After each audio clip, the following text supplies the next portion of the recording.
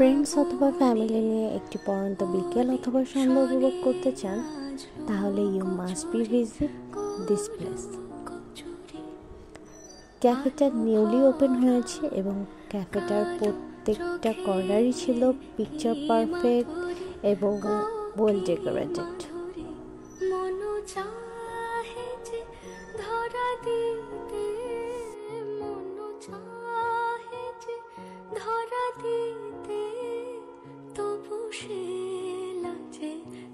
এখানে লাইটিংগুলো ছিল খুব আই স্মুদিং এবং যথেষ্ট কম ডেকোরেশনের ভিতরে পরিবেশটা ছিল খুবই ছিমছাম এবং নিরিবিলি।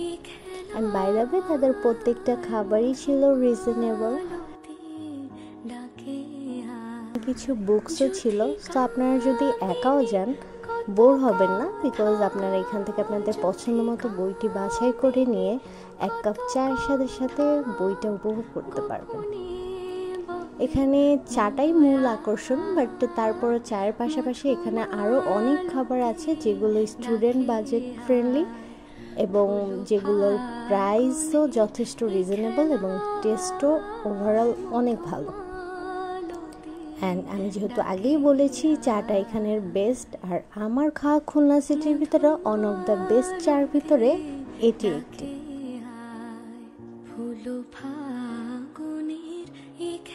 লোকেশন হচ্ছে দৌলতপুর সার্জিক্যাল মেডিকেল কলেজের অপোজিটে।